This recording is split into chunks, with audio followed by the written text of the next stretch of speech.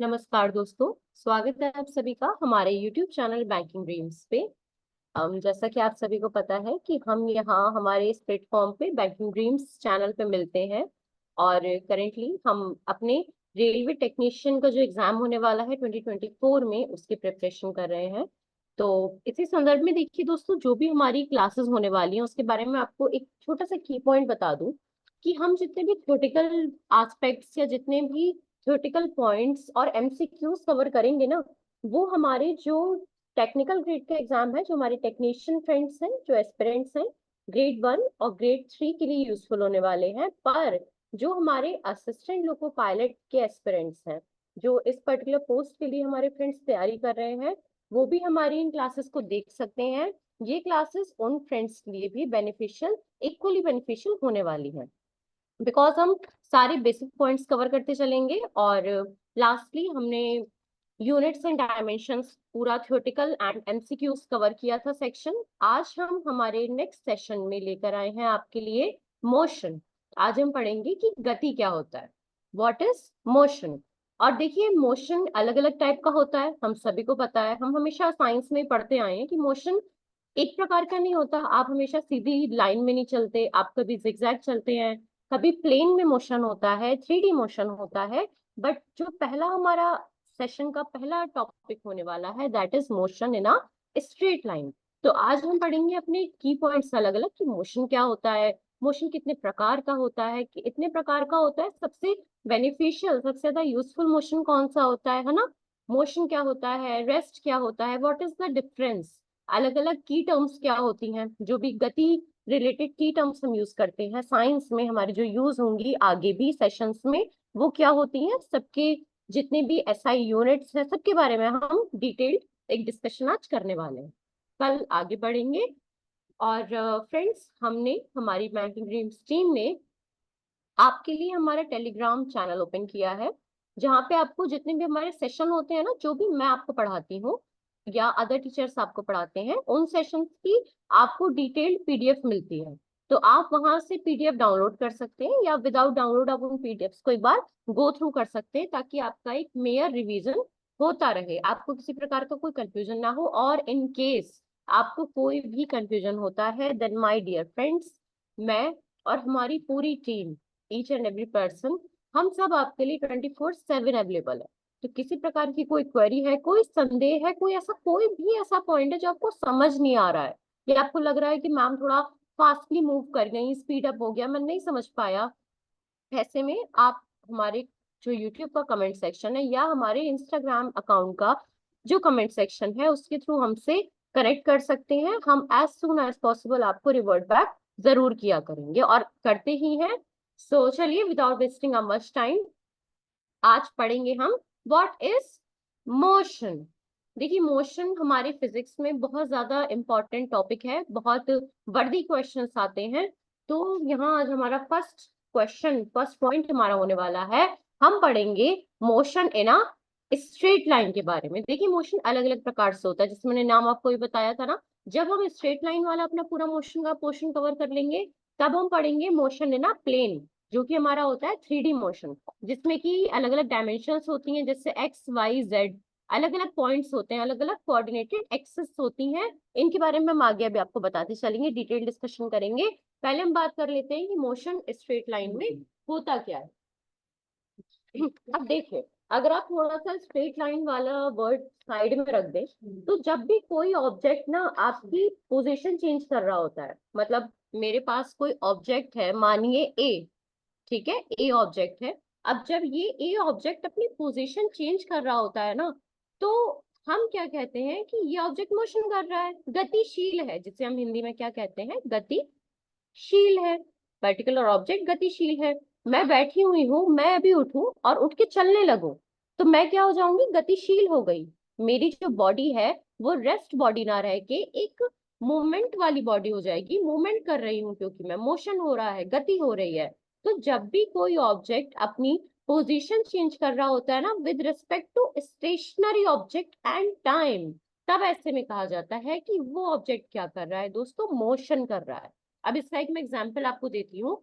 मान लेते हैं मैंने एक यहाँ बिल्डिंग देखी, एक यहाँ मेरे पास बिल्डिंग खड़ी हुई है, पार्डन फॉर द ड्राइंग, ठीक है। तो यहाँ हमने देखा एक बिल्डिंग खड़ी हुई है, यहाँ एक गाड़ी है, फॉर से इट्स अ कार, कोई जीप है, वट एवर, बस वगैरह कुछ भी समझ लीजिए।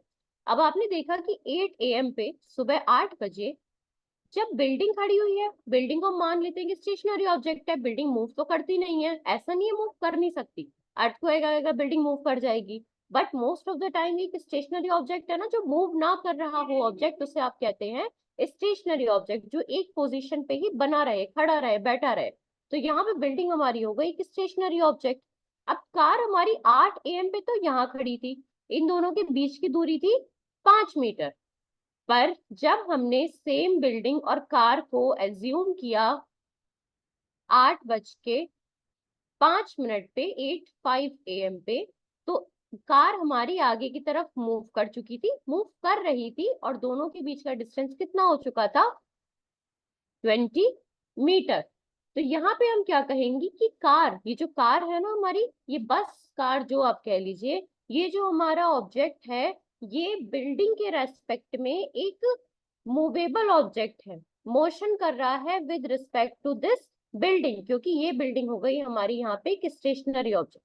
तो हमारी बात क्लियर हो गई ना आपको, कि जब भी कोई ऑब्जेक्ट अपनी पोजीशन चेंज कर रहा होता है with respect to stationary objects and time, ऐसे केस में हम क्या कहते हैं कि भाई हमारा जो ऑब्जेक्ट है, जो ऑब्जेक्ट हम एज्यूम कर रहे हैं, देख रहे हैं, या हम खुद मूवमेंट में है, गतिशील है, मोशन कर रहे हैं, ठीक है, इतना क्लियर है। चलिए, अब यहाँ पे आपने एक की पॉइंट नोटिस किया कि ये गाड़ी हमारी पहले तो वहीं खड़ी थी, फिर टाइम बढ़ने पे ये आगे चली, तो क्या हमारी गाड़ी ने मोशन किया? हाँ भाई मोशन किया, लेकिन क्या यहाँ टाइम टाइम एक इम्पॉर्टेंट फैक्टर है? हाँ बिल्कुल है, क्योंकि जब हम किसी भी चीज का मोशन कैलकुलेट करते हैं, डिटरमाइन करते हैं, मेजर करते हैं कि उसने कितना डिस्टेंस ट्रेवल किया, तो यहाँ ऐसे पॉइंट पे, यहाँ पे हम टाइम की भी बात करते हैं, बिकॉज जो आपका डिस्टेंस ट्रेवल होता है वो ये भी देखा जाता है साइड बाय साइड कि कितना टाइम टेक किया गया है, टाइम पीरियड कितना है, जिसे अगर आप आगे शो करेंगे तो आप डेल्टा टी से शो करेंगे या स्मॉल टी से शो करेंगे, हम बताते हैं आगे, डिस्कस करेंगे कब डेल्टा टी यूज होता है, कब टी यूज होता है, ये हमारे आगे के पॉइंट।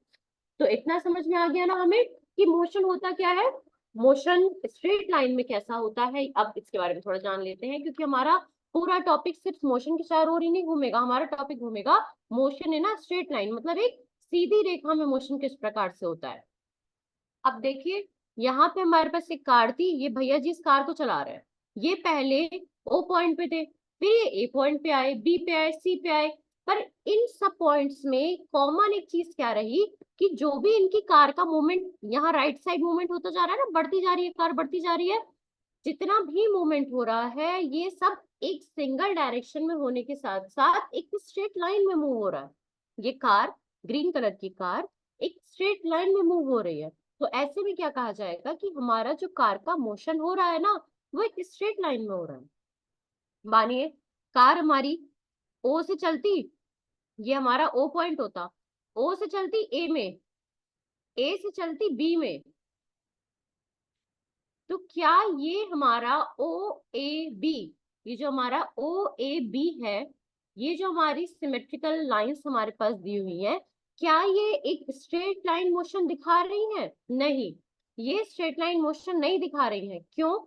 क्योंकि यहाँ डायरेक्टली ओ से बी नहीं चला, डायरेक्टली ओ से बी नहीं चली है हमारी कार पहले गई ए पे, फिर गई बी पे, पर अगर मैं आपसे पूछूं कि क्या ओ और ए के बीच का जो ट्रेवल किया गया है डिस्टेंस, वो एक स्ट्रेट मोशन में है, वो एक स्ट्रेट लाइन है, तो हाँ बिल्कुल है, क्योंकि जीरो, ये हमारा जो पॉइंट है ओ से लेके ए तक का मोशन एकदम सीधी रेखा में है, जो हमारी गति हो रही है वो एकदम सीधी रेखा में हो रही है। सिमिलर चीज, सिमिलर पॉइंट हमारे पास आता है ए पॉइंट से लेकर बी पॉइंट तक, ए से बी तक की जो मोशन हो रही है वो भी एक सिंगल लाइन में गति हो रही है।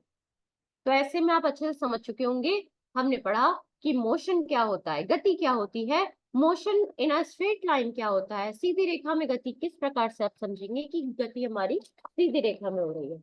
अब देखिए दोस्तों, हमारी जो गाड़ी है ना, ये जो कार है हमारी, इसी कार को समझ लेते हैं, कुछ और क्यों समझाएं। तो गाड़ी ने पोजीशन चेंज तो किया, लेकिन जो आस पास के स्टेशनरी ऑब्जेक्ट हमारे पास थे, वो स्टेशनरी ऑब्जेक्ट चेंज नहीं हुए, क्योंकि स्टेशनरी ऑब्जेक्ट तो भाई कहाँ ही उस ऑब्जेक्ट को जाता है जो किसी एक पॉइंट पे बैठा रहे, बना रहे, जो मूवमेंट ना कर रहा हो। तो ऐसे में हम कहते हैं, मान लेते हैं कि मैं बैठी हुई इस कार को देख रही हूँ। अब क्या मैं एक स्टेशनरी ऑब्जेक्ट हूँ? अगर ये कार मूव हो रही है, ये इस लैपटॉप की स्क्रीन पे मूव ना होते हुए ये एक रोड पे अगर मूव हो रही होती, रोड है मान लीजिए, इस रोड पे एक कार मूव हो रही होती, तो क्या मैं स्टेशनरी ऑब्जेक्ट हूँ? तो बिल्कुल मैं स्टेशनरी ऑब्जेक्ट हूँ, क्योंकि मैं रोड के साइड में बैठे बैठे इस कार के मूवमेंट को देख रही हूँ। तो हमारा जो डेफिनेशन थी मोशन की, गति की, वो यहाँ पे भी डिराइव हो गई, इन्हीं बातों से, इन्हीं कुछ शब्दों से डिराइव हो गई कि ये car time to time, time period बढ़ने के साथ साथ मूव कर रही है with respect to my eyes, with respect to me, with respect to a stationary body that is me, Pragya. और यही सेम हमारा फिनोमेना होता है मोशन का। ओके, क्लियर है इतना? अब यहाँ हम आ जाते हैं कि गति, मोशन हमारी होती क्या है। तो यदि कोई वस्तु है हमारे पास, कोई ऑब्जेक्ट है हमारे पास, किसी अन्य वस्तु के सापेक्ष, मतलब किसी अन्य वस्तु, अनदर ऑब्जेक्ट के कंपैरिजन में, कंपैटिबिलिटी में चेंज होने के साथ साथ टाइम जैसे जैसे चेंज होता जा रहा है, अपनी पोजीशन को, मतलब अपनी स्थिति को परिवर्तित कर रही है, चेंज करती जा रही है, तो इसे वस्तु की गति की अवस्था कहा जाता है। मतलब इससे क्या कहा जाता है कि हमारी जो वस्तु है वो मोशन कर रही है। तो if an object changes its position with respect to another object with time, it is called the state of motion of the object. इसे कहा जाता है कि मोशन हो रहा है, गति हो रही है दोस्तों। क्लियर है इतना? नेक्स्ट, अब देखिए हमने एक पॉइंट पढ़ा था ना कि स्टेशनरी ऑब्जेक्ट भी भाई कोई बला है, कुछ होता है स्टेशनरी ऑब्जेक्ट भी। तो कोई भी चीज जो मूवमेंट नहीं कर रही है वो कहलाती है स्टेशनरी ऑब्जेक्ट। मानिए मैं बैठे बैठे पढ़ा रही हूँ, आप बैठे बैठे पढ़ रहे हैं, तो हम दोनों स्टेशनरी ऑब्जेक्ट हो गए। पर मैं बैठे बैठे पढ़ा रही हूँ, आप टहल टहल के इस सेशन को सुन रहे हैं, तो मैं तो मोशन में नहीं हूँ, मैं रेस्ट कर रही हूँ, मैं विराम में हूँ, स्टेशनरी ऑब्जेक्ट हूँ। पर आप क्या हो जाते हैं? आप हो जाते हैं एक मूवेबल ऑब्जेक्ट, एक ऐसा ऑब्जेक्ट जो कि कंटिन्यूअसली मूव करता चला जा रहा है। अब यहाँ पे कंटिन्यूअसली मूव करना जरूरी नहीं है, धीरे धीरे भी आप रुक के मूव कर रहे हैं, तब भी ये कहा जाएगा कि आप मोशन में है।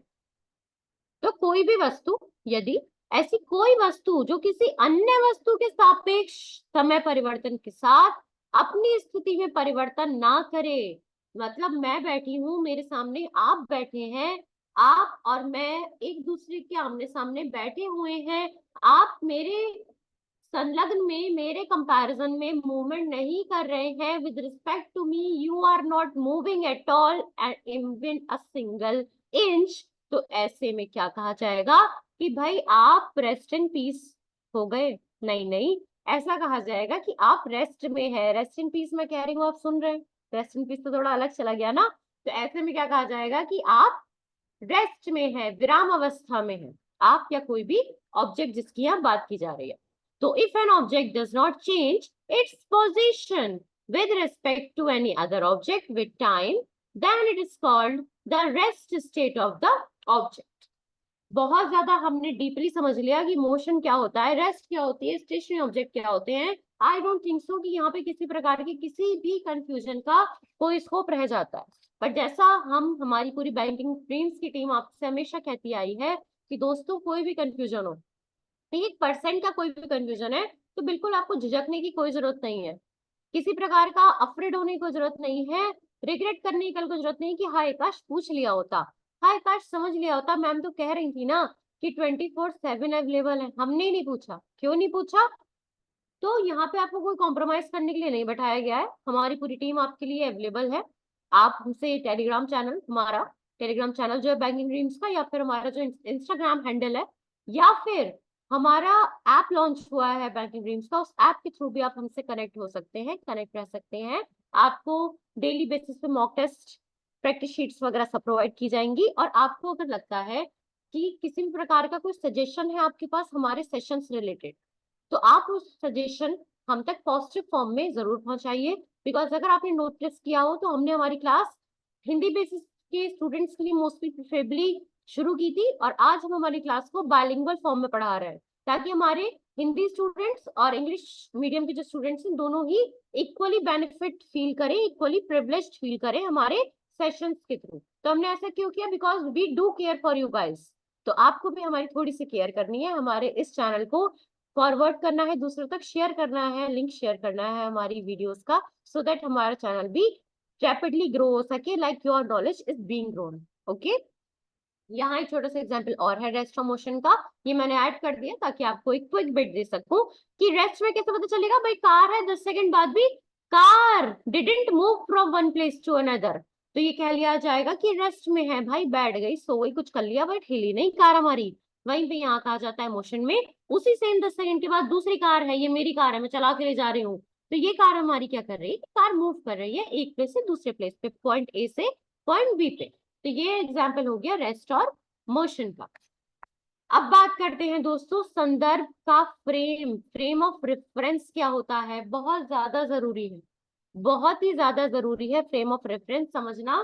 संदर्भ का फ्रेम जिसे आप कहते हैं, ऐसा इसलिए जरूरी होता है ना, क्योंकि जब आप बैठे बैठे किसी भी चीज का मूवमेंट देखते हैं, किसी भी चीज का मोशन होते हुए देखते हैं, तो आपको कोई एक पॉइंट निर्धारित करना होता है। मानिए मैंने आपको एग्जांपल दिया था ना, ये मैं बैठी हूँ, ये आप बैठे हैं, अब आप आगे बढ़ते चले जा रहे हैं, तो मेरी आंखें वो फ्रेम ऑफ रेफरेंस है, मेरी आंखें वो फ्रेम ऑफ रेफरेंस है। मैं इन आंखों की मदद से आपको देख रही हूँ, इन आंखों के संदर्भ में आपको देख रही हूँ।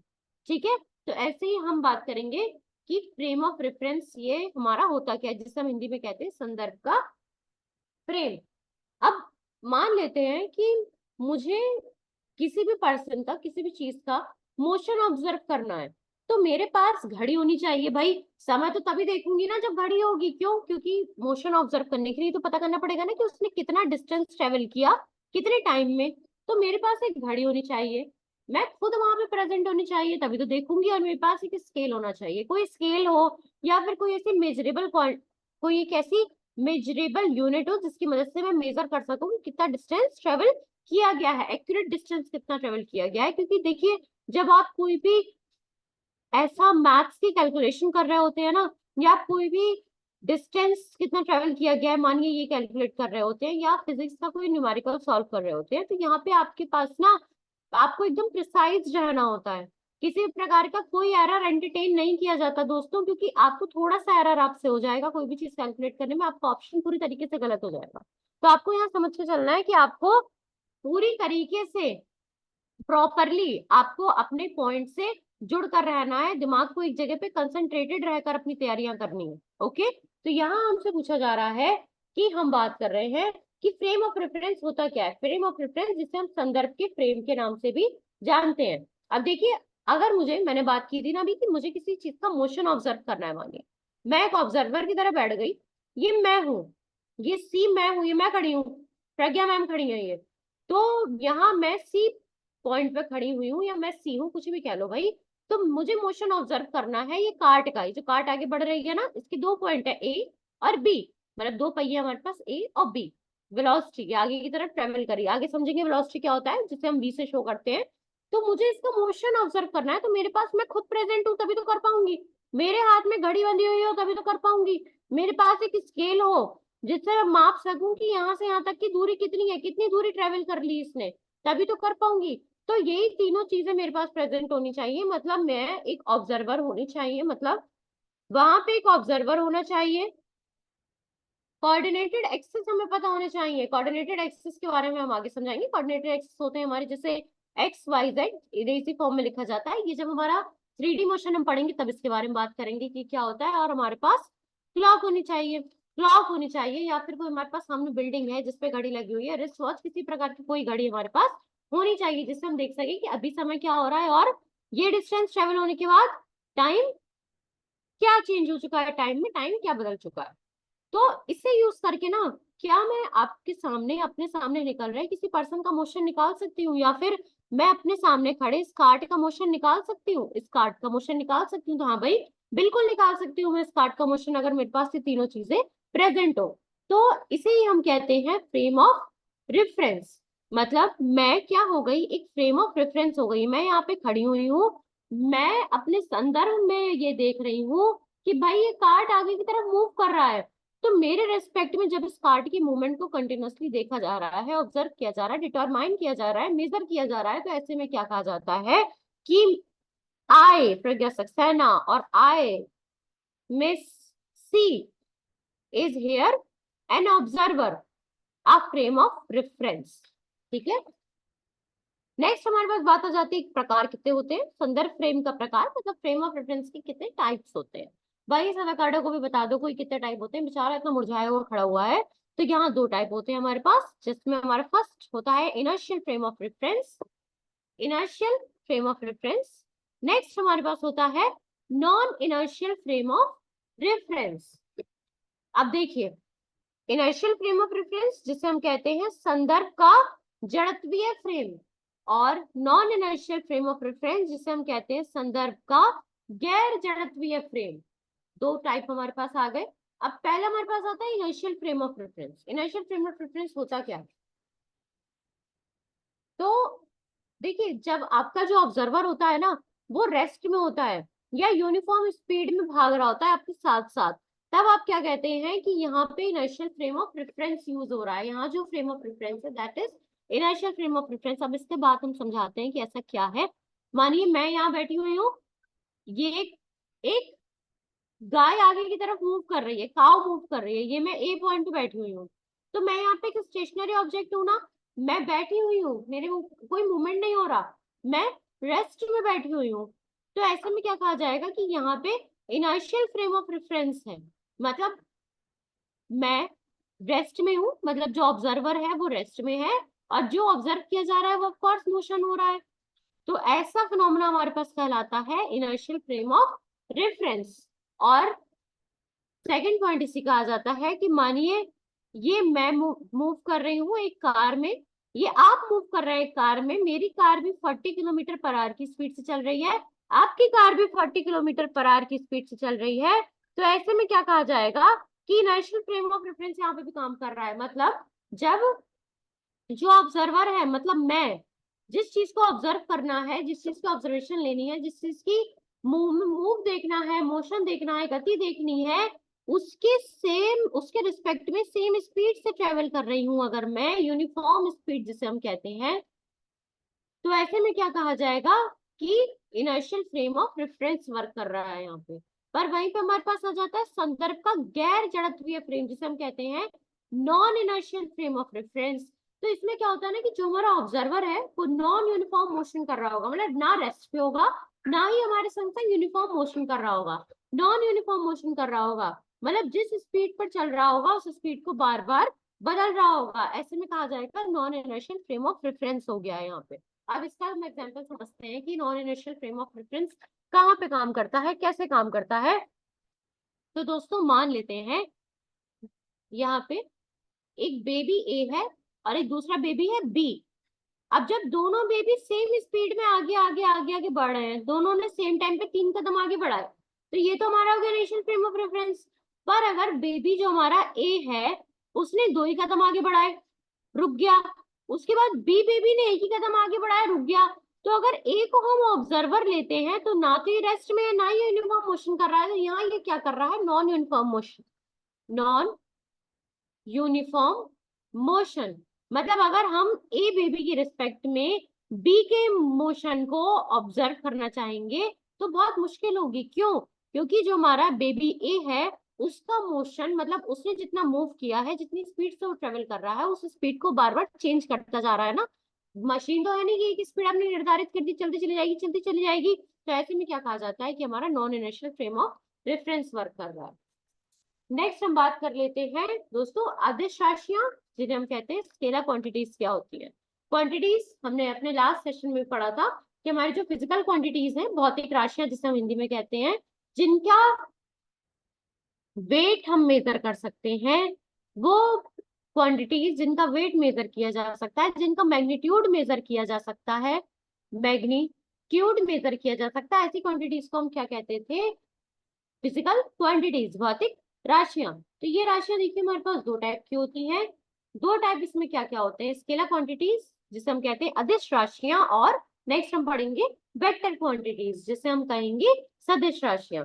अब देखिए, इसमें आने से पहले मैं एक पॉइंट आपको और बता दूं, स्केलर क्वांटिटी और वेक्टर क्वांटिटी अलग ही फिनोमेना चला जाएगा, इसको स्टार्ट करने से पहले एक पॉइंट और बता देते हैं, डिस्कस कर लेते हैं कि जो हमारा इनिशियल फ्रेम ऑफ रेफरेंस होता है ना, वो ऑब्जर्वेशन के लिए हमेशा बेटर कहा गया है, इजियर कहा गया है, इजी कहा गया है with respect to, in comparison with the another one that is non inertial frame of reference. अब ऐसा क्यों है दोस्तों? मान लेते हैं कि हम और आप यूनिफॉर्म स्पीड से ट्रेवल कर रहे हैं। तो मानिए मैं ए पॉइंट पे थी, फिर बी पे आई, फिर सी पे आई, 5 मिनट में बी पर आई, 5 ही मिनट में सी पर आई। यहाँ पे मैंने ट्रेवल किया 2 किलोमीटर, यहाँ ट्रेवल मैंने किया 1 किलोमीटर। और ऐसे ही सेम ट्रेवल आपने किया, आप डी पॉइंट से ई पर आए, एफ पर आए, यहाँ पे भी आपने 5 मिनट लिया, यहाँ पे भी आपने 5 मिनट लिया, यहाँ आपने 2 किलोमीटर ट्रेवल किया, यहाँ आपने 1 किलोमीटर ट्रेवल किया। क्लियर है इतना? अब देखिए, आपसे मानिए पूछ लिया जाता है कि ये कौन सी टाइप का ट्रेवल कर लिया, ये यूनिफॉर्मली ट्रेवल कर रहे हैं मैं और आप। यूनिफॉर्मली ट्रेवल का मतलब क्या होता है कि पॉइंट ए पे भी मैं डी के जैसी ही थी, 2 किलोमीटर बढ़ के भी हम दोनों 5 मिनट के बाद हम दोनों ने 2 किलोमीटर ट्रेवल किया, फिर 1 किलोमीटर के बाद मैं आपने भी 1 किलोमीटर ट्रेवल किया, इसमें भी आपने 5 मिनट लिए, मैंने 5 मिनट लिए। मतलब जो कुछ भी मेरे और आपके बीच में ट्रेवल करने के टाइम पर, डिस्टेंस ट्रेवल करने के टाइम पर, डिस्टेंस और टाइम में चेंज के साथ हो रहा है, वो चीजें एकदम यूनिफॉर्म चल रही है। तो ऐसे में क्या होगा कि जब आप मोशन कैलकुलेट करेंगे ना, जब मैं आपका मोशन कैलकुलेट करूंगी, आप मेरा मोशन देखना चाहेंगे, तो एकदम यूनिफॉर्म रहेगा, इजी रहेगा कैलकुलेट करना, क्योंकि आपको कोई टेंशन ही नहीं है भैया कि मैम कब कहाँ पहुंच गई। बड़ा कंफ्यूजन हो गया, क्यों? क्योंकि सेम स्पीड से आप भी चल रहे थे, सेम डिस्टेंस आपने भी ट्रेवल किया, सेम टाइम आपने भी लिया। पर यहीं पे मान लेते हैं कि ए पॉइंट से बी पॉइंट पर आप गए, फिर सी पॉइंट पर गए, ऐसे में आपने 5 किलोमीटर यहाँ ट्रेवल किया 5 मिनट में, 5 किलोमीटर आपने यहाँ ट्रेवल किया 5 मिनट में। मैं डी पॉइंट से ई पर गई, ई पॉइंट से एफ पर गई, मैंने यहाँ 2 किलोमीटर ट्रेवल किया, और फिर ई से एफ पे मैंने 1 ही किलोमीटर ट्रेवल किया। यहाँ पे मैंने 5 मिनट लिए, यहाँ मैंने 4 मिनट लिए। तो यहाँ आपके लिए बहुत टफ पड़ जाएगा मेरा मोशन कैलकुलेट करना, मतलब एक संदर्भ फ्रेम की तरह, फ्रेम ऑफ रेफरेंस की तरह काम करना बहुत मुश्किल पड़ जाएगा। क्यों? क्योंकि आप कहोगे भैया मैम कर क्या रही है, मैं 5 किलोमीटर में चल दिया 5 मिनट में, मैम तो 2 ही किलोमीटर ट्रेवल किए 5 मिनट में, फिर मैम 1 किलोमीटर ट्रेवल किए 4 मिनट में। तो आपका जो फॉर्मूला हो जाएगा, जो आपकी मैथमेटिक्स हो जाएगी, जो कैलकुलेशंस हो जाएंगी, वो बहुत ज्यादा थोड़ी सी टफ हो जाएंगी, बहुत ज्यादा नहीं, थोड़ी सी ट्रिकी हो जाएंगी, ध्यान रखना पड़ेगा। तो इसलिए कहा जाता है कि जो भी हमारा इनिशियल फ्रेम ऑफ रेफरेंस होता है, that is easier with respect to the non inertial frame of reference. और हमारे सर एल्बर्ट आइंस्टीन ने एक बहुत अच्छी बात कही थी, ये एक जो सेंटेंस मैं आपको बताने जा रही हूँ, ये अगर आप अच्छे से याद कर लेंगे ना, तो आप कभी जीवन में नहीं भूलेंगे कि मोशन क्या होता है, रेस्ट क्या होता है, और हमारा फ्रेम ऑफ रेफरेंस कितने टाइप का होता है, और ये पूरा हमारा किस फिनोमेना पे डिपेंड करता है। उन्होंने कहा था कि every object in this universe is at rest और motion depending upon the frame of reference. आप समझ रहे हैं इसका क्या मतलब होता है? मानिए यहाँ बात हो रही है मेरे और आपके बारे में, मेरे और आपके बारे में बात हो रही है, तो हम दोनों बैठे हुए हैं, तो हम दोनों अगर बैठे हुए हैं और हम दोनों के सामने गिलास रखा हुआ है, तो उस गिलास के कंपैरिजन में, उस गिलास के विद रिस्पेक्ट, तो हम दोनों रेस्ट पे हो गए। पर यहीं पे अगर हमारे पास कोई कार निकल कर जा रही है, कोई कार निकल कर जा रही है, तो उस कार में बैठे हुए जिस इंसान बैठा हुआ है, उसके कंपैरिजन में भी हम रेस्ट पर हो गए, ठीक है।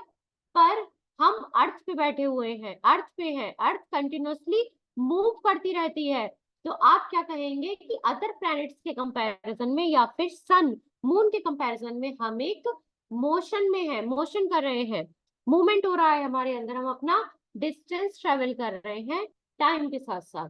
तो यहाँ बहुत बखूबी मैंने आपको समझा दिया, बहुत अच्छी बात कही गई थी कि एक पॉइंट, एक गिलास जहां रखा गया है, या कार जो एक मूव कर रही है, उसके कंपैरिजन में आप और मैं रेस्ट पे हैं। पर अगर आप बात कर लेंगे कि हम अर्थ पे हैं, तो हमारी अर्थ जो है वो कंटिन्यूअसली मूव कर रही है, रोटेट करती जा रही है। तो ऐसे केस में क्या कहा जाएगा कि with respect to other planets, with respect to our galaxy, we are also doing motion. Clear है? अब आते हैं अदिश राशियां जिन्हें हम कहते हैं स्केलर क्वांटिटीज, एंड फिर हम पढ़ेंगे सदिश राशियां जो कि हम कहेंगे वेक्टर क्वांटिटीज। देखिए दोस्तों, वे भौतिक राशियां जिन्हें व्यक्त करने के लिए, मतलब जिनको, ऐसी भौतिक राशियां जिन्हें एक्सप्रेस करने के लिए, व्यक्त करना, जिनके डिटरमाइन करने के लिए, बताने के लिए, समझाने के लिए आपको केवल परिणाम जो आपका है, मतलब जो आपका परिमाण है, सिर्फ उतना चाहिए रहता है, मतलब जितना मैग्नीट्यूड है ना, वही बस आवश्यक है आपके लिए। तो ऐसी राशियां कहलाती हैं हमारी अदिश राशियां जिन्हें हम कहते हैं स्केलर क्वांटिटीज। बार बार इन्हें मैं इंग्लिश के संग संग इनका हिंदी नाम, हिंदी के संग संग इंग्लिश का जो इनका प्रोनाउंसिएशन है, जो नेम मैं बताती रह रही हूँ ताकि आप कंफ्यूज ना हो। ओके, तो all those physical quantities which require only magnitude to be expressed are called scalar quantities। देखिए, ये जो हमारी राशियां होती है इन्हें दिशा की जरूरत नहीं होती, डायरेक्शन लेस होती है, डायरेक्शन लेस होती है ये राशियां हमारी, और इन्हें हम कहते हैं अदिश राशियां, स्केलर क्वांटिटीज। ये जो हमारी अदिश राशियां होती है ना दोस्तों, इन्हें आप नॉर्मल मैथमेटिक्स इस्तेमाल करके कैलकुलेट कर सकते हैं। मतलब नॉर्मल अगर आप मैथ्स यूज कर रहे हैं, फॉर्मूला होते हैं अलग अलग, तो हम समझाएंगे आगे कि इसका क्या फॉर्मूला होता है। और हम लास्ट सेशन में भी आपको बता चुके हैं कि द्रव्यमान, दूरी, चाल, आयतन, कार्य, शक्ति, इन सबका फॉर्मूला, वर्क, पार, वॉल्यूम, स्पीड, डिस्टेंस, इन सब का फॉर्मूला, डेंसिटी, इन सब का फॉर्मूला हमारे पास क्या क्या होता है, ये मैंने लास्ट सेशन में आपको पढ़ा दिया है। अगर आपको याद नहीं है, आपने नहीं देखा है हमारा लास्ट सेशन, तो जाइए, हैव अ व्यू, एक बार देखिए जाके, एक बार गो थ्रू जरूर करिएगा सारे टॉपिक्स को।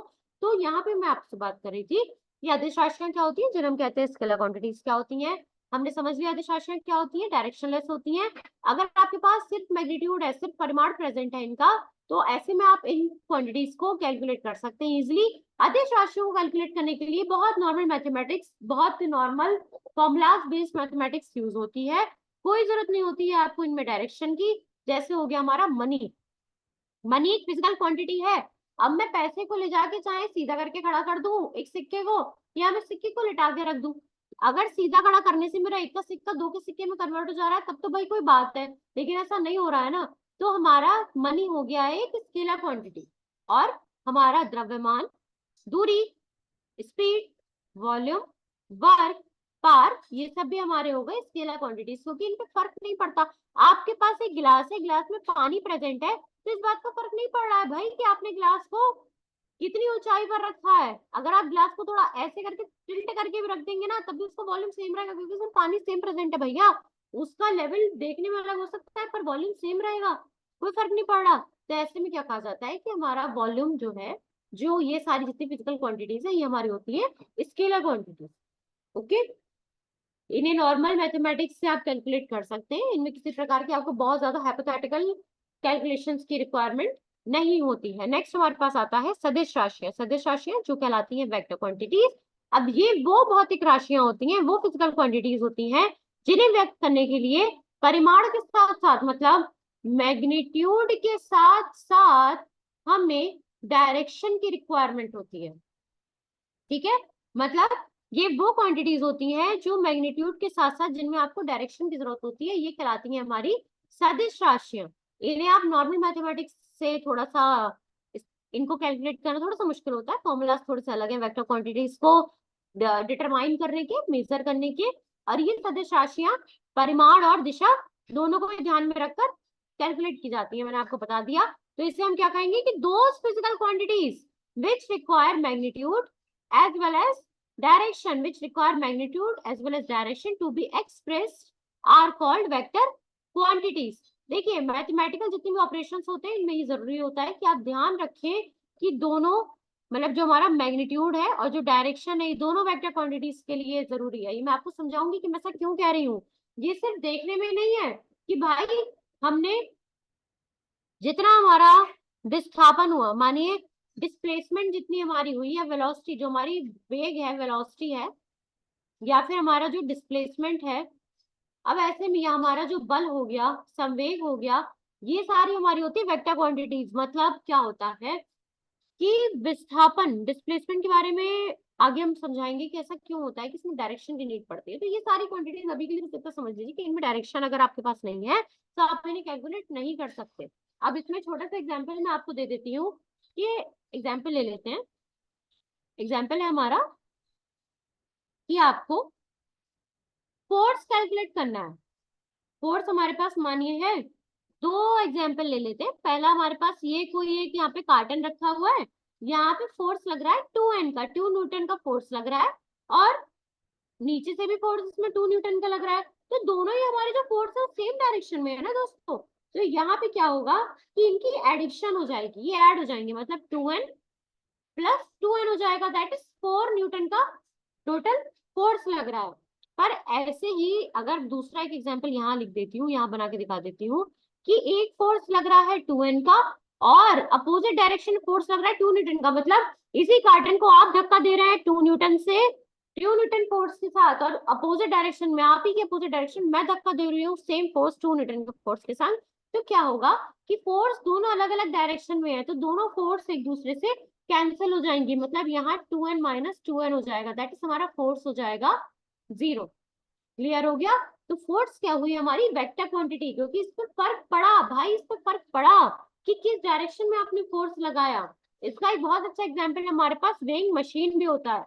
वेइंग मशीन में बहुत अच्छा एग्जांपल है, आपने कभी अपना वेट करने खड़े हुए होगे तो आपसे हमेशा नर्स, मानिए आप नर्स के सामने वेट कर रहे हैं, घर वालों के सामने वेट कर रहे हैं अपना, तो आपसे हमेशा ये कहा जाता है कि सीधे खड़े हो जाओ, मुंह नीचे करके मत देखना, मुंह मत घुमाना, इधर उधर मत करना, हिलना डुलना मत, डायरेक्शन एकदम अपनी यूनिफॉर्म रखो। तो ऐसा क्यों कहा जाता है, क्योंकि जो आपका वेट होता है ना, जो हमारा वेट होता है वो ग्रेविटी की डायरेक्शन में ही कैलकुलेट किया जाता है। ग्रेविटी हमारी लगती है अर्थ के डायरेक्शन में, नीचे की साइड लेकर जाती है ग्रेविटी हमें, नीचे की साइड अर्थ की साइड पुल करने का काम करती है। तो जब आप एकदम स्ट्रेट खड़े हो जाते हैं तो जितना भी आपका वेट है ना वो यूनिफॉर्मली ग्रेविटी की डायरेक्शन में ही नीचे लगता है। तो ऐसे क्या होता है कि जो आपका करेक्ट वेट है वो निकल कर आ जाता है आपकी वेइंग मशीन पे। तो चाहे हमारा फोर्स हो गया, जो कि हमारा हो गया वेक्टर क्वांटिटी, इसे आप लिखते हैं इस डायरेक्शन के साइन के साथ, मतलब जब भी आप कोई वेक्टर क्वांटिटी लिखेंगे तो उसपे एक एरो बना देते हैं, तो इससे पता चल जाता है, अगर आप सामने लिखेंगे भी नहीं ना कि एफ क्या है,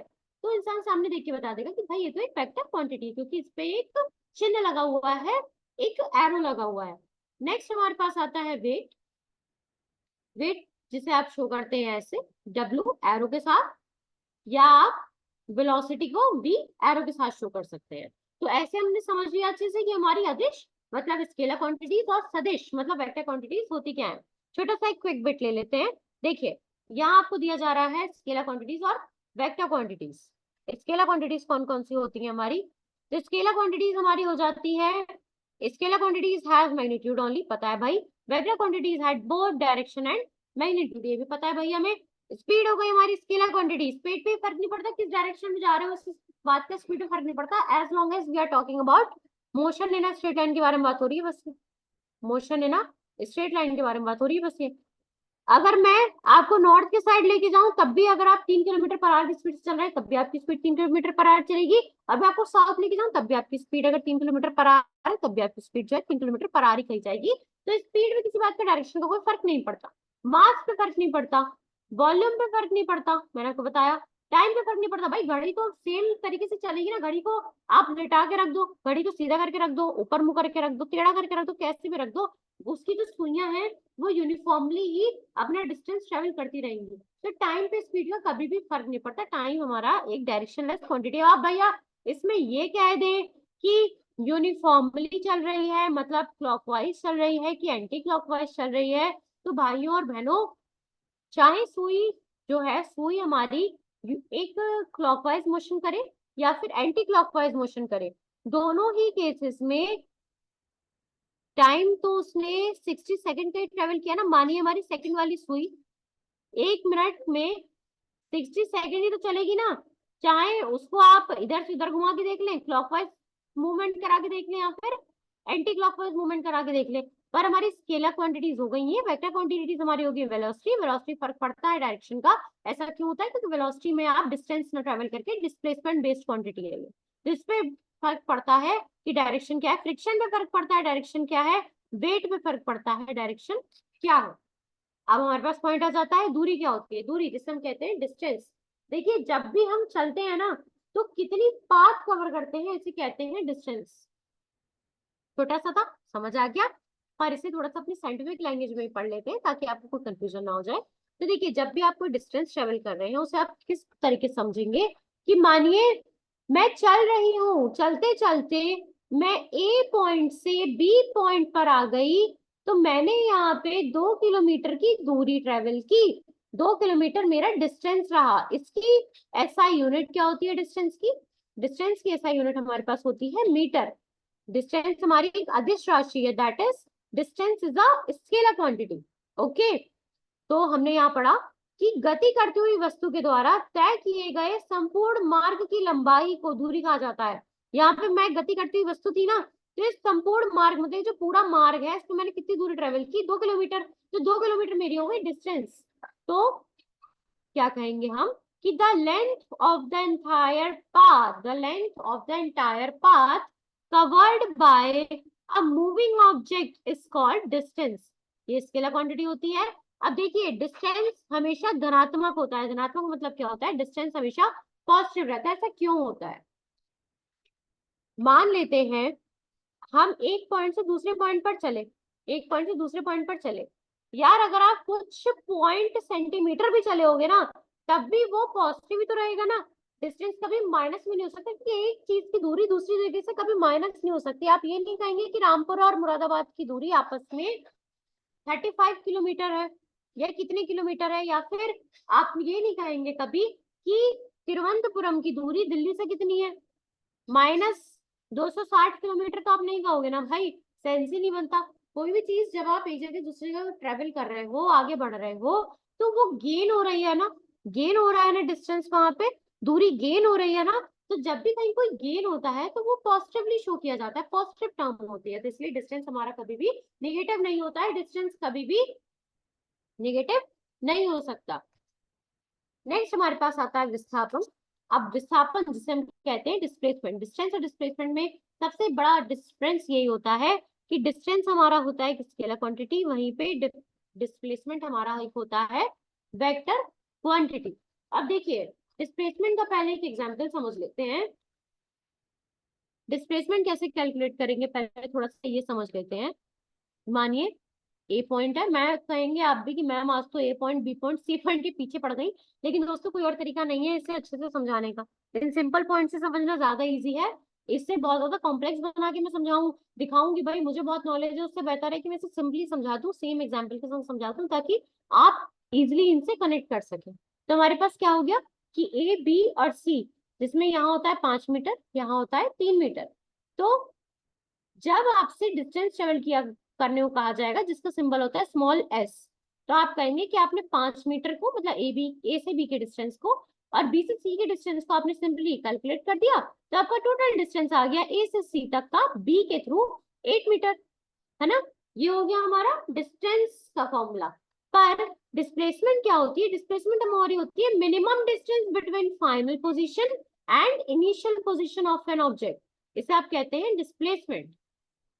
मतलब डिस्प्लेसमेंट क्या होती है? जो मिनिमम डिस्टेंस ट्रेवल किया जा रहा है किसी दो पॉइंट के बीच में। हमने भी देखा डिस्टेंस किसे कहते हैं। अब यही सेम हमने जो लाइन ली थी वो दोबारा ले ली, तो क्या यहाँ पे डिस्प्लेसमेंट आ सकता है? नहीं भैया, यहाँ पे डिस्प्लेसमेंट आप इसलिए नहीं बता सकते क्योंकि डिस्प्लेसमेंट हमारा होता है मिनिमम डिस्टेंस। मतलब ए से बी तक का मिनिमम डिस्टेंस क्या होगा? मिनिमम दूरी क्या होगी आपकी? डिस्प्लेसमेंट होगी। लेकिन ए से बी तक की मिनिमम दूरी भी तो आपकी स्ट्रेट लाइन में है ना, कोई और तरीका तो है नहीं। मानिए आप ऐसे करके जाएं तब भी आप ज्यादा दूरी ट्रेवल कर रहे हैं, यहाँ से यहाँ तक कैलकुलेट होगा, यहाँ से यहाँ तक कैलकुलेट होगा, तो कोई और तरीका तो है नहीं ए से सी तक जाने का। तो आप यहाँ पे कहेंगे कि आपका डिस्टेंस और डिस्प्लेसमेंट इक्वल है। क्यों? क्योंकि आपको डिस्टेंस और डिस्प्लेसमेंट ट्रेवल करने के लिए सेम पाथ ट्रेवल करना पड़ रहा है। क्यों? क्योंकि यहाँ पे कोई और तरीका नहीं है मिनिमम डिस्टेंस ट्रेवल करने का। तो आप समझ पा रहे होंगे, कनेक्ट कर पा रहे होंगे कि जो मिनिमम डिस्टेंस होता है किसी फाइनल पोजीशन के बीच का, मतलब ए और सी के बीच का जो मिनिमम डिस्टेंस हो गया, वो कहलाता है हमारा डिस्प्लेसमेंट। डिस्प्लेसमेंट हमारी एक वेक्टर क्वांटिटी होती है, मतलब इस पे डायरेक्शन का फर्क पड़ता है। ये भी हम आगे समझेंगे कि डिस्प्लेसमेंट हमारी वेक्टर क्वांटिटी क्यों होती है। और डिस्प्लेसमेंट की वैल्यू पॉजिटिव हो सकती है, नेगेटिव हो सकती है और जीरो भी हो सकती है। अब ऐसा क्यों कहा गया है कि इसकी वैल्यू जीरो भी हो सकती है, मैं आपको अभी समझाती हूँ। पहले एक बार इसे थोड़ा सा इधर भी समझ लेते हैं। किसी वस्तु की जो अंतिम स्थिति मतलब फाइनल पोजीशन और प्रारंभिक स्थिति मतलब इनिशियल पोजीशन के बीच में न्यूनतम दूरी है, मिनिमम डिस्टेंस, उसे आप कहते हैं विस्थापन, दैट इज डिस्प्लेसमेंट। ये एक सदिश राशि है, मतलब एक वेक्टर क्वांटिटी है। और विस्थापन डिस्प्लेसमेंट का जो मान है, जो मैग्नीट्यूड है, वैल्यू है, वो पॉजिटिव भी हो सकती है, निगेटिव भी हो सकती है और जीरो भी हो सकती है। तो देखिए, ऐसा क्यों कहा गया है कि डिस्प्लेसमेंट आपका जीरो हो गया? मानिए आपके पास से घड़ी है, घड़ी की ये सुई है, अलग अलग पॉइंट्स पे ट्रेवल करती जा रही है। तो यहाँ पे पहले आई यहाँ, फिर आई यहाँ, अलग अलग पॉइंट्स पे ट्रेवल कर रही है ना, यहाँ से यहाँ ट्रेवल करती जा रही है। तो जब ये ए पॉइंट से बी पर आई, बी से सी पर आई, तो अगर हम यहाँ कहें कि इसने कितना डिस्टेंस ट्रेवल किया, तो वो कैलकुलेट करना तो इजी है भाई, जितना इसमें डिस्टेंस होगा वो आप देख लेंगे कितना ट्रेवल किया गया है। पर अगर यहाँ आपसे कहा जाए कि इसने मिनिमम डिस्टेंस कितना ट्रेवल किया, मतलब इसने डिस्प्लेसमेंट कितना दिखाया है, तो ये जब ए से बी तक आई तब तक तो कोई बात नहीं थी, पर जब ये बी से सी पर आके सी से दोबारा ए पर चली गई ना दोस्तों, तो इसका डिस्प्लेसमेंट जीरो हो गया, क्योंकि मिनिमम डिस्टेंस तो कुछ बचा ही नहीं। क्योंकि आप यहाँ पे सिंपल दूरी देख देख नहीं रहे हैं कि भैया इसने सिंपल दूरी कितनी ट्रेवल की। यहाँ तो आप ये देख रहे हैं कि जो इनिशियल पॉइंट था ए, उस इनिशियल पॉइंट से फाइनल पॉइंट के बीच की मिनिमम दूरी कितनी हुई, तो इनिशियल पॉइंट भी ये था, मिनिमम वो जो हमारा मिनिमम डिस्टेंस है, मतलब जो हमारा आपका फाइनल पॉइंट है, इन दोनों पॉइंट के बीच की दूरी तो जीरो हो गई ना, क्योंकि दोनों ही केस में इनिशियल और फाइनल पोजीशन हमारी थी ए, तो मिनिमम डिस्टेंस हो गया जीरो। तो यहाँ हम क्या कहेंगे कि हमारी डिस्प्लेसमेंट हो गई जीरो। डिस्प्लेसमेंट का एक थोड़ा अच्छा एग्जाम्पल और समझ लेते हैं। ये हमारे पास एक्स पॉइंट है, ये वाई पॉइंट है, ये जेड पॉइंट है। यहाँ 5 मीटर की दूरी है, यहाँ 3 मीटर की दूरी है। तो यहाँ आप क्या कहेंगे, आपको डिस्टेंस ट्रेवल करना हुआ तो आप एक्स से वाई की दूरी कैलकुलेट कर लेंगे, वाई से जेड की दूरी को लेके दोनों को प्लस कर देंगे। ठीक है, मतलब एक्स वाई और वाई जेड को आपस में प्लस कर देंगे, आपका डिस्टेंस आ जाएगा। पर चूंकि डिस्प्लेसमेंट आपका मिनिमम डिस्टेंस होता है, मिनिमम दूरी होती है, तो ऐसे में आप क्या कहेंगे, आप यहाँ से मिनिमम दूरी क्या बनेगी, यहाँ से मिनिमम दूरी बनेगी ये वाली रेखा, ये वाली लाइन मिनिमम दूरी बनेगी। तो यहाँ पे मिनिमम डिस्टेंस आपका हो जाएगा, डिस्प्लेसमेंट हो जाएगा एक्स से जेड तक। तो ये रेखा हमारी बताएगी कि इसका टोटल डिस्प्लेसमेंट है कितना। क्लियर है? आते हैं नेक्स्ट पॉइंट पे। नेक्स्ट पॉइंट हमारा क्या कह रहा है, और ये हमारी वेक्टर क्वांटिटी होती है डिस्प्लेसमेंट, क्योंकि ये जैसे जैसे डायरेक्शन चेंज होता जाता है वैसे वैसे डिस्प्लेसमेंट में चेंज आप देख सकते हैं, वैसे वैसे डिस्प्लेसमेंट में चेंज होता जाता है। ओके, अब मैंने आपको एक चीज बताई थी ना कि डिस्प्लेसमेंट हमारा जीरो हो गया, घड़ी वाला एग्जांपल लिया था। उसी प्रकार एक सिंपल सा मानिए आप रेक्टेंगल ले लेते हैं, ए से बी पे गए, बी से सी पे गए, सी से डी पे गए। तो ऐसे में आप क्या कहेंगे कि आप ए से बी पे गए, बी से सी पे गए, सी से डी पे गए, डी से ए पे गए। तो आपका इनिशियल फाइनल पोजीशन दोनों हो गई, दोनों पॉइंट हो गए ए, तो आपका इनिशियल फाइनल पोजीशन सेम है, इसलिए यहाँ पे आपका डिस्प्लेसमेंट हो जाएगा जीरो। लेकिन डिस्टेंस ट्रेवल जीरो नहीं होगा, क्योंकि यहाँ आप डिस्टेंस ट्रेवल करने के लिए ईबी में बीसी का डिस्टेंस प्लस सीडी का डिस्टेंस प्लस एडी का डिस्टेंस कैलकुलेट कर लेंगे, तो इससे आपका निकल कर आ जाएगा small S, that is the distance. यहाँ हमने घड़ी की सुई का एग्जाम्पल भी लिया था कि घड़ी की सुई हमारी हर 60 सेकेंड के बाद अपने डिस्प्लेसमेंट जीरो कर लेती है, 1 मिनट कैलकुलेट कर लेती है, सेम पॉइंट पे वापस आ जाती है। लेकिन डिस्टेंस आपका कभी भी डिस्प्लेसमेंट से कम नहीं हो सकता। मतलब डिस्टेंस आपका डिस्प्लेसमेंट से कम क्यों नहीं होगा, क्योंकि डिस्प्लेसमेंट तो खुद में ही मिनिमम डिस्टेंस ट्रेवल है ना, डिस्टेंस का मिनिमम मेजरमेंट आपका होता है डिस्प्लेसमेंट। नेक्स्ट हमारा आता है चाल। अभी हमने अपने लास्ट जितने टॉपिक से अच्छे से पढ़ लिए, डिस्टेंस डिस्प्लेसमेंट क्या होता है, स्केलर वेक्टर क्वांटिटी मतलब अदिश सदिश राशियां क्या होती हैं। अब हम नेक्स्ट आ जाते हैं कि चाल क्या होती है, स्पीड क्या होती है। तो देखिए दोस्तों, किसी भी ऑब्जेक्ट ने कितना डिस्टेंस चला है पर यूनिट टाइम, कितना डिस्टेंस चला है पर यूनिट टाइम, उसे आप कहते हैं स्पीड। किसी भी ऑब्जेक्ट ने कितना डिस्टेंस चला है पर यूनिट टाइम, इसे आप कहते हैं उस ऑब्जेक्ट की स्पीड। मतलब किसी वस्तु द्वारा इकाई समय में, मतलब पर यूनिट टाइम में तय की गई दूरी के मान को, तय की गई दूरी क्या है उसे उस वस्तु की चाल, स्पीड कहते हैं। मतलब जो भी डिस्टेंस कवर्ड किया जा रहा है उस सब्जेक्ट के द्वारा यूनिट टाइम में, that is called the speed of that object. ये एक अदिश राशि है, मतलब ये एक स्केलर क्वांटिटी है। इस पे स्पीड पे किसी भी प्रकार की डायरेक्शन का कोई फर्क इसलिए नहीं पड़ता है, क्यों, क्योंकि यहाँ पे आप दूरी डिस्टेंस ट्रेवल कर रहे हैं, और डिस्टेंस हमारा एक डायरेक्शनलेस क्वांटिटी है, डिस्टेंस हमारा एक अदिश राशि है, इसलिए हमारी चाल दैट इज स्पीड भी एक अदिश राशि ही होगी। इसे आप v is equals to S upon T से भी शो कर सकते हैं, या फिर small S upon small T से भी शो कर सकते हैं। इसका एसआई यूनिट क्या होती है, एसआई मात्रक क्या होता है, एसआई यूनिट इसकी होती है मीटर पर सेकंड, जिसे आप मीटर सेकंड की पावर -1 भी लिख सकते हैं। ये किसकी एसआई यूनिट हो गई, मीटर पर सेकंड। ये एसआई यूनिट हो गई हमारी चाल की। अब देखिए यहाँ एक पॉइंट और आ जाता है कि स्पीड मतलब चाल, चाल क्या हमारी एक डेरिवेटिव क्वांटिटी है, डिराइव्ड क्वांटिटी है? तो बिल्कुल ये एक डिराइव्ड क्वांटिटी है, क्योंकि इसने खुद को डिराइव करने के लिए, अपनी यूनिट को समझाने के लिए, ऑब्जर्व करवाने के लिए डिस्टेंस की यूनिट और सेकंड जो कि टाइम की यूनिट है, दोनों को यूज में लाया है। तो यहाँ पे हमारा क्लियर हो गया दोबारा से कि डिराइव्ड क्वांटिटीज हमारी होती क्या है। चाल की विमा हमारी होती है LT-1, जहाँ L होता है हमारा लेंथ, टाइम होता है, आपको पता है टाइम क्या होता है, जो कि हमारा सेकंड में ट्रेवल किया जाता है, सेकंड में कैलकुलेट किया जाता है।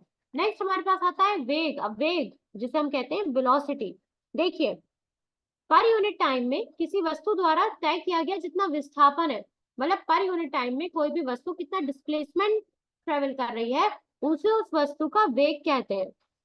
मतलब the displacement travelled by an object in per unit time is called velocity of that object.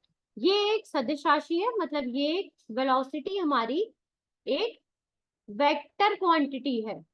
इसे आप डायरेक्शन से दिखाएंगे, ये एक वेक्टर क्वांटिटी है। वेग मतलब वेलोसिटी हमारा होता है डिस्प्लेसमेंट अपॉन समांतराल टाइम पीरियड, मतलब टाइम। इसका भी ऐसा ही मात्रक हमारा मीटर पर सेकंड हो जाता है, या मीटर सेकंड की पावर -1। और वेग की विमा भी हमारी सेम हो जाती है, LT की पावर -1। और वेक्टर क्वांटिटी होने के कारण इसमें आप डायरेक्शन लगाएंगे, ऊपर यहाँ पे एरो लगा के दिखाएंगे, और इसे आप ऐसे भी शो कर सकते हैं delta x upon delta t। Clear है इतना? नेक्स्ट हमारे पास पॉइंट आता है कि हम कितने पॉइंट समझ चुके हैं, वो हमारे क्लियर हो चुके हैं। यहाँ पे एक एग्जाम्पल है दोस्तों, इस एग्जाम्पल में देखिए मैं आपको एक बात समझाती हूँ। यहाँ पे मैंने ये एक एग्जाम्पल रखा है, इस एग्जाम्पल को यहाँ रखने का रीजन सबसे बड़ा ये है ताकि हम जो हमने लास्ट में पढ़ा ना अभी, कि हमने पढ़ा वेग, स्पीड, हमने पढ़ा हमारा स्केलर क्वांटिटी, वेक्टर क्वांटिटी, सबको एक जगह पे आप कैसे समझ सकते हैं, डिस्प्लेसमेंट डिस्टेंस को एक जगह पे कैसे समझ सकते हैं। तो हमारे पास यहाँ पे क्या दिख रहा है, आप इस चित्र में देख सकते हैं कि एक व्यक्ति ABCDE पाथ ट्रेवल कर रहा है। एक व्यक्ति ABCD और E पाथ ट्रेवल कर रहा है ना। अब ये बिंदु A से प्रारंभ करके E पर आया, 5 घंटे में पहुंचा है ये यहाँ से यहाँ, मतलब बिंदु A से बिंदु E पे ये 5 घंटे से पहुंचा। तो इसके द्वारा दूरी कितनी ट्रेवल की गई, दूरी ट्रेवल की गई, मतलब कितना डिस्टेंस ट्रेवल किया गया, डिस्टेंस कितना ट्रेवल किया गया, डिस्टेंस होगा हमारा 4 किलोमीटर, मतलब AB की दूरी 2 किलोमीटर, मतलब BC की दूरी, CD की दूरी 2 किलोमीटर, प्लस DE की दूरी 2 किलोमीटर, मतलब डिस्टेंस कितना ट्रेवल कर लिया इसने, 10 किलोमीटर डिस्टेंस ट्रेवल कर लिया। पर यहाँ मैं आपसे पूछती हूँ कि इसका विस्थापन कितना हो गया, तो विस्थापन आप क्या कहेंगे, विस्थापन इसका होगा मिनिमम दूरी, मिनिमम डिस्टेंस, वो का होता है आपका डिस्प्लेसमेंट, तो ये होता है आपका विस्थापन।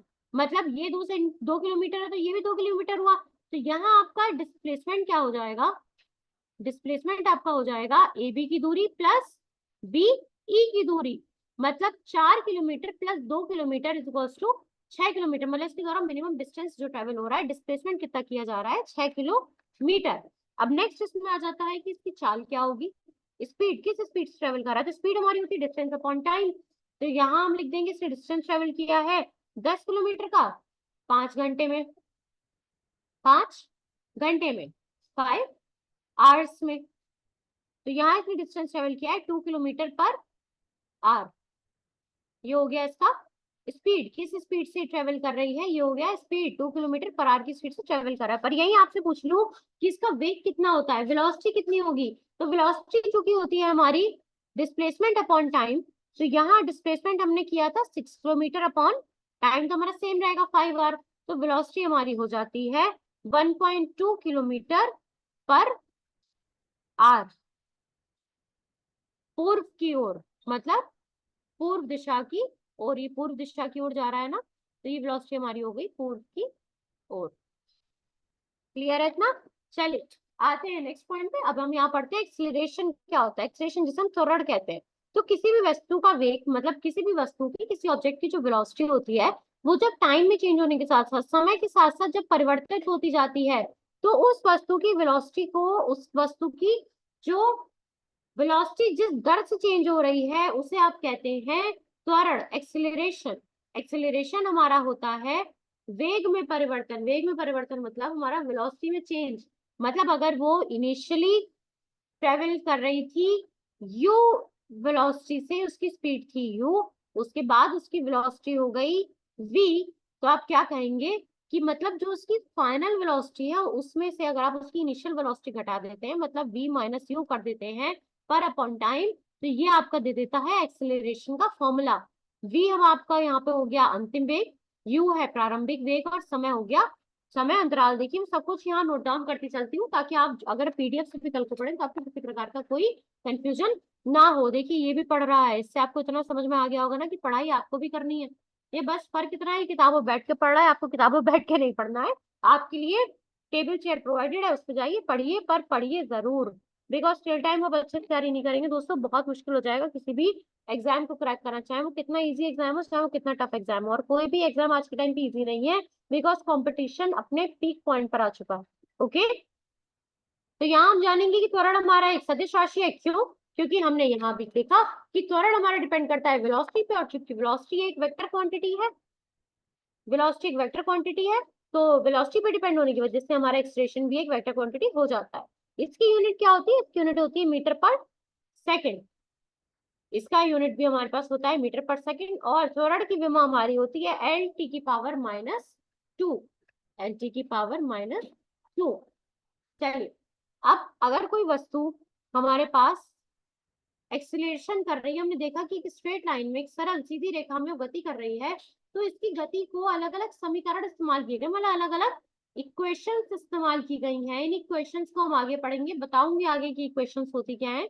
बस यहाँ एक थोड़ा सा क्विक बिट देख लीजिए, जिसमें तीन इक्वेशंस हमें दी गई है किसी भी चीज की वेलोसिटी, मतलब किसी भी चीज का मोशन को कैलकुलेट करने के लिए। पहली क्वेश्चन है v equals to U plus A T, v square equals to U square plus two A S, S equals to U T plus half A T square, जिसमें v हो गया हमारा अंतिम वेग, एस हो गया विस्थापन या फिर दूरी, प्रारंभिक वेग हो गया u या फिर स्पीड आप कह सकते हैं, और t हो गया हमारा उसमें टाइम कितना कंज्यूम किया गया है, टाइम कितना लगा है। अब यहाँ पॉइंट आ जाता है एक समान गति क्या होती है। अब यहाँ हमने एक समान गति क्यों पढ़ी? देखिए एक समान गति जिसे हम क्या कहते हैं, uniform, uniform speed, uniform speed. अब हम जब चल रहे हैं, डिस्टेंस ट्रेवल कर रहे हैं, दूरी चल रहे हैं, तो ऐसे में ऐसा तो नहीं हो सकता ना कि हम हमेशा एक साथ चले, हमेशा ऐसा तो नहीं होगा ना कि हम हमेशा अलग अलग स्पीड पे ही चले। तो ऐसे में क्या कहा जाता है कि हमारी स्पीड कैसी है, ये पता लगाने के लिए स्पीड आपकी दो टाइप की, दो नहीं बल्कि कई टाइप की है, बट बेसिकली यहाँ हम दो तीन टाइप की बात करेंगे। कि एक हो गया हमारा एक समान गति जिसे हम कहते हैं यूनिफॉर्म स्पीड, नेक्स्ट हमारा होता है नॉन यूनिफॉर्म स्पीड, उसकी बात हम आगे करेंगे। अब देखिए दोस्तों, अगर आपके पास कोई भी ऐसा ऑब्जेक्ट है ना जो इक्वल डिस्टेंस चलता है, इक्वल इंटरवल ऑफ टाइम में, इक्वल डिस्टेंस चलता है इक्वल इंटरवल ऑफ टाइम में, तो ऐसे में क्या कहा जाता है कि वो ऑब्जेक्ट आपका यूनिफॉर्म स्पीड से चल रहा है, एक समान गति से चल रहा है। मान लेते हैं कि कोई ऑब्जेक्ट आपका एक मिनट में 20 मीटर चला, फिर एक मिनट में वो 20 मीटर चला, तो इसे आप क्या कहेंगे, यूनिफॉर्म स्पीड से चल रहा है। इसे आप कांस्टेंट स्पीड के नाम से भी जानते हैं। कांस्टेंट स्पीड कभी लिखकर आ जाए तो घबरा मत जाइएगा, इसका बहुत अच्छा एग्जाम्पल है, बहुत इजी एग्जाम्पल है समझने के लिए, hands of clock. Hands of clock, घड़ी की जो हमारी सुई होती है, मतलब सेकंड का चक्कर लगा के जब हमारी सेकंड वाली सुई जो होती है, सेकंड वाली सुई अपना एक चक्कर जब पूरा करती है ना, तो वो 60 सेकंड में चक्कर पूरा करेगी हमेशा। एक मिनट वाली सुई, मतलब जो मिनट वाली हमारी सुई है, वो अपना एक चक्कर हमेशा 60 मिनट में पूरा करेगी, है ना। तो इस प्रकार आप कहेंगे कि जो घड़ी की सुइयां वो यूनिफॉर्म स्पीड कर रही हैं, एक समान गति कर रही हैं, यूनिफॉर्म मोशन कर रही हैं, या फिर आप कह सकते हैं कि वो कांस्टेंट स्पीड से चल रही है। इसी का बहुत अच्छा एग्जांपल है विंग्स ऑफ फैन। अब विंग्स ऑफ फैन आप तब मत देखिए जब वो स्टार्ट हो रहा है, जब वो स्टार्ट हो रहा है तो वो कंटिन्यूसली इसकी स्पीड बढ़ती जा रही है, पर जब वो एक कंटिन्यूसली मोशन में चल रहा है, अच्छे से चल रहा है, फैन गर्मी के दिन है, आप सभी के घरों में फैन चल रहा होगा, अपना मुंह पर उठाइए और जरा देखिए, कंटिन्यूसली स्पीड से चल रहा है फोन आपका, सॉरी पार्डन, पेन। तो इसमें आप क्या कहेंगे कि जो विंग्स है, फैन की जो विंग्स हैं वो यूनिफॉर्म मोशन कर रही है। नेक्स्ट आपका आता है, देखिए पहले यहाँ देख लेते हैं, यूनिफॉर्म मोशन का ग्राफ मैंने ऐड किया है।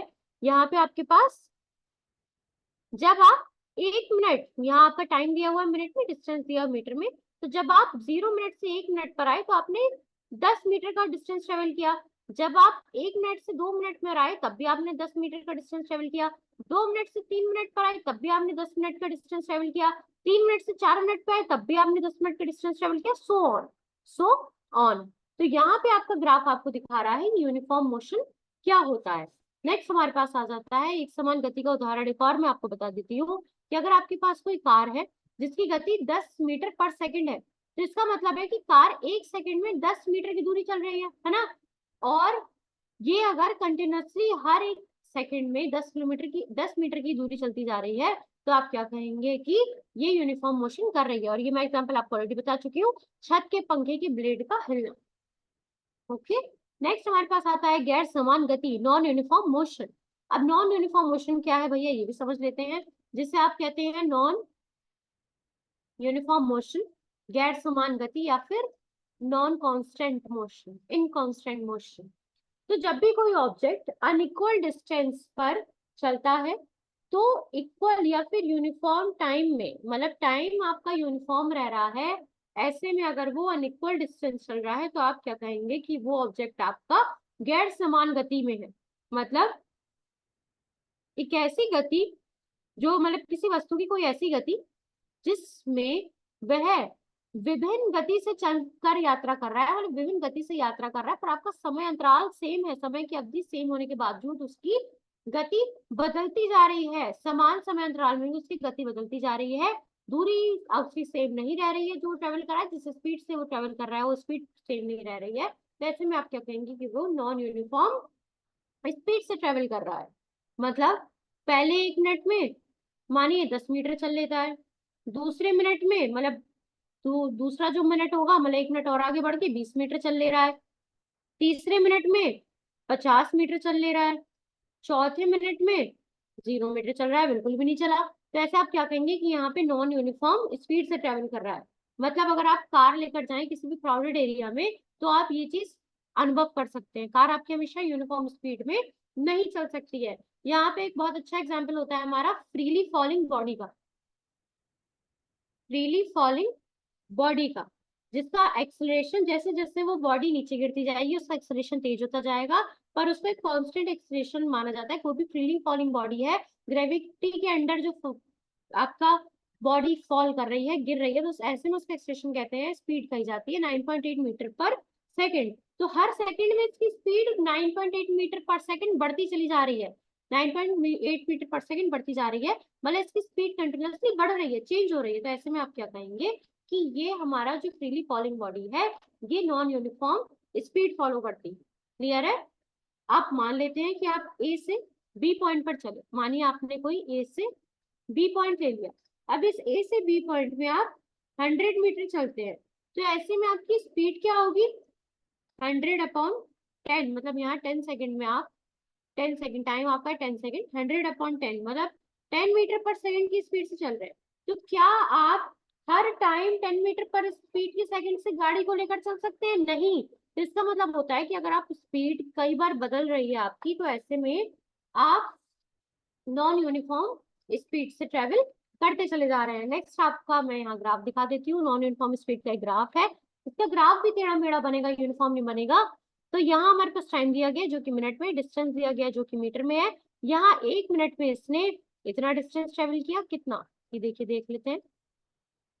उसके बाद आपने 1 मिनट और देखा तो ये ट्रेवल होकर इतना आया। फिर आपने 30 मिनट पर देखा तो ये ट्रेवल होकर इतना आया, मतलब 3 मिनट पर देखा तो ट्रेवल होकर इतना आया। 4 मिनट पर देखा तो ये ट्रेवल होकर इतना आया। 5 मिनट पर देखा तो ये ट्रेवल होकर इतना आया।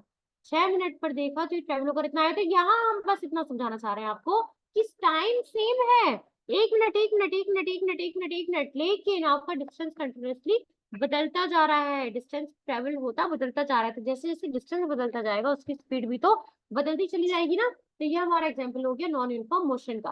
अब हमारा गैर समान गति का एक और अच्छा सा उदाहरण है कि अगर आपके पास एक कार है जो पहले 2 सेकंड में 10 मीटर चल रही है, अगले 2 सेकंड में 15 मीटर चल रही है, तो वो क्या कर रही है, नॉन यूनिफॉर्म स्पीड चल रही है, नॉन यूनिफॉर्म मोशन कर रही है। रेलगाड़ी की चाल भी ऐसी होती है। रेलगाड़ी मानिए आपकी स्पीड स्टार्ट कर रही है, स्टार्ट कर रही है, कर रही है, कर रही है, तो ऐसे में वो हमेशा सेम स्पीड से नहीं चल सकती। एक ट्रेन अगर आप कभी चलते देखेंगे तो आप पाएंगे कि अगर अभी ट्रेन जल्दी जल्दी जल्दी चल रही है ना, मानिए अभी ट्रेन चल रही है आपकी 40 किलोमीटर पर आवर की स्पीड से, सामने अगर कोई गाय आ जाती है तो अचानक से रुकती है वो ट्रेन।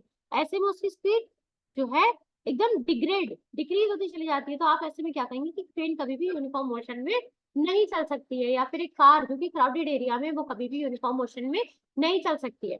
अब एक और मोशन का टाइप आता है जिसे आप कहते हैं औसत गति, एवरेज स्पीड। देखिए, किसी विशेष समय अंतराल में कोई वस्तु अगर कुल दूरी जो तय करती है उसे आप कहते हैं उसकी एवरेज स्पीड। ये एक अदिश राशि है, अदिश राशि क्योंकि स्पीड डिस्टेंस डिपेंडेंट है, तो ये हमारी हो जाती है स्केलर क्वांटिटी, इस पे सिर्फ मैग्नीट्यूड फर्क डालता है। ट्रेवल किस डायरेक्शन में हो रहा है इसका कोई फर्क नहीं पड़ता, क्योंकि यहाँ पे आप डिस्टेंस ट्रेवल कर रहे हैं, डिस्प्लेसमेंट ट्रेवल नहीं कर रहे हैं, मतलब डिस्प्लेसमेंट की बात नहीं कर रहे हैं। ये जो हमारे परिणाम होता है ना, ये मतलब ये जो भी हमारा एवरेज स्पीड है, ये सिर्फ मैग्नीट्यूड मतलब परिमाण पर डिपेंड करती है, परिमाण को दर्शाती है, इसकी कोई भी दिशा नहीं होती, इसकी कोई भी दिशा नहीं होती है।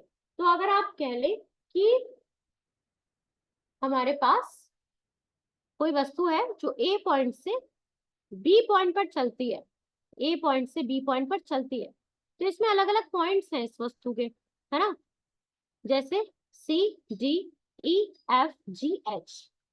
तो अगर वो ए से सी चलती है 1 मीटर, सी से डी चलती है 2 मीटर, डी से ई चलती है 2 मीटर, यहाँ चलती है 10 मीटर, यहाँ चलती है 11 मीटर, और जी से एच चलती है 3 मीटर, और एच से बी चलती है 3 मीटर। तो ऐसे में आप क्या कहेंगे, अगर आपसे पूछ लिया जाए कि ए से बी तक की स्पीड निकालो, तो आप क्या कहेंगे, यहाँ आप निकालेंगे कि एवरेज स्पीड कितनी है, ए से बी तक की एवरेज स्पीड क्या है, क्योंकि डिस्टेंस तो बार बार बदलता जा रहा है। तो एवरेज स्पीड किसी भी चीज की कैसे निकाली जाती है, एवरेज स्पीड निकाली जाती है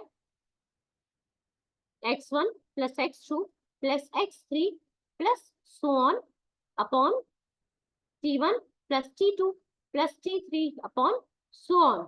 मतलब x1 x2 क्या है हमारे डिस्टेंस, मतलब इसकी एवरेज स्पीड क्या होगी, 1 metre plus 2 plus 2 plus 10 plus 11 plus 3 plus 3 upon जो इसने एवरेज टाइम बदलता जा रहा है, यहाँ इसने ट्रेवल किया हमारा 1 सेकंड में, यहाँ ट्रेवल किया 2 सेकंड में, 2 सेकंड में, 3 सेकंड में, 4 सेकंड में, 2 सेकंड में, 2 सेकंड में। तो यहाँ अपॉन क्या होगा, 1 plus 1 plus 2 plus 3 plus 4 plus 2 plus 2।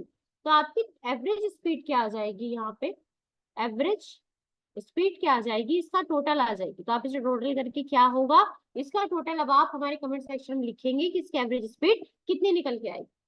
तो आज का सेशन दोस्तों हमारा यही तक था। आज हमने हमारे बहुत सारे जो हमारे इंपॉर्टेंट पॉइंट्स थे, क्योंकि इलेबोरेटिव पॉइंट इतने ज्यादा है, अगर इनको आप अच्छे से नहीं समझेंगे तो आप आगे ये नहीं समझ पाएंगे कि मोशन होता क्या है, मोशन में पढ़ा क्या है हमने। तो यहाँ हमने अलग अलग अपने पॉइंट्स क्लियर कर दिए, कवर कर दिए, और आज का सेशन हम अपना यही समाप्त करते हैं। अब हम आपको रेगुलर बेसिस पे मिलेंगे, बायलिंगुअल क्लासेस चलेंगी हमारी, हम हिंदी इंग्लिश दोनों चलेंगी क्लासेस, दोनों फॉर्म में आपको पढ़ाएंगे।